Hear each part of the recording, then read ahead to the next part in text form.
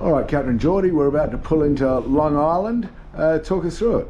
Yep, so this here is one of our narrower patches of the river. So I've actually slowed the boat down and then using the pulse steering again, so using blasts of throttle, then we can manoeuvre the boat in this a little bit tighter area. It's obviously not too bad, but it's but by having the boat go slower, we can turn sharper. What's pulse steering with the throttles, Geordie? Talk us through it. Okay, so pulse steering is rather than just having the throttles going with the engine revs up and then steering using the steering wheel, we turn it to either hard lock or using a lot of steering with the wheel, but then using blasts of throttle to make the boat manoeuvre.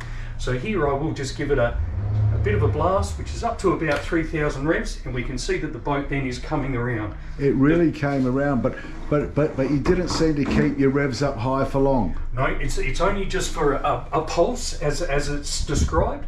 That way we keep the boat speed right down, so that you get to have a choice of multiple pulses, so that you can then correct how you've been driving. So if you overdo it, then the boat's still going slow enough that you can then correct that, but without the boat going a million miles an hour into the bank. Now, Geordie, some guests, if this is their first place they were pulling in, they may get a bit nervous about this pontoon structure. Yep. It is fairly close, but again, by using the pulse steering, then we can make sure that we don't get too close to it.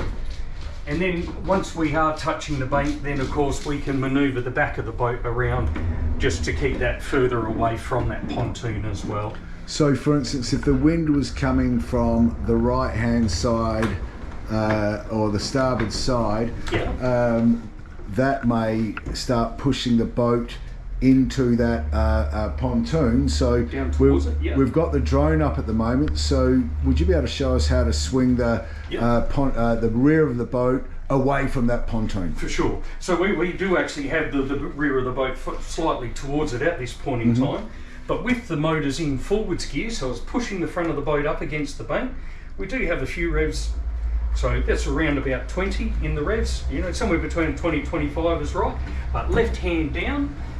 That will then manoeuvre the back of the boat around towards the right hand side or towards the starboard side. So that's important if the current was coming downstream, yep, or the wind. Yep. And that's also a great manoeuvre, and you certainly go through that quite a bit. For instance, in the morning, if there was some wind, or after lunch, and that starboard rope was really tight. Yep.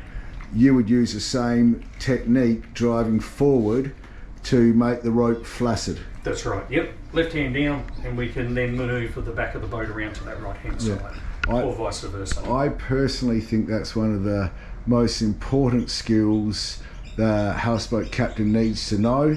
If you can control the back of the boat, you can give every man understands the word flaccid, so the rope drops into the water, and then it's easy to untie. And I should stop giggling like a schoolboy. Also, so thanks, Geordie. Perhaps we can come out now. Yeah. I'll just see if it's all clear. And this is a lovely place for kids again. Plenty of things to do. All clear my side, Geordie. Picnic, bins, public boat ramp, friends can come and meet you here, vessel mooring, you can stay for 48 hours, the sun's setting over here, which is quite nice, so the sunrise will be over there, and that's Long Island, where that would normally be full of birds and wildlife. On the other side of Long Island, so you can get in your kayak or your stand-up and just duck around the corner. On the other side of Long Island, that's where you do your stand-up or rowing or kayaking. No powered vessels can be there, so we often stay here for our first night, or guests might stay here for their last night, so they can we're only an hour and 15 minutes from River Glen Marina here, so it's very peaceful. and it's a great spot. No prickles on the lawn. We've got beach, we've got volleyballs, we've got cricket bats, we've got AFL balls. There's plenty to do out on the riverbank here, and people love it. All right, welcome to Long Island, guys.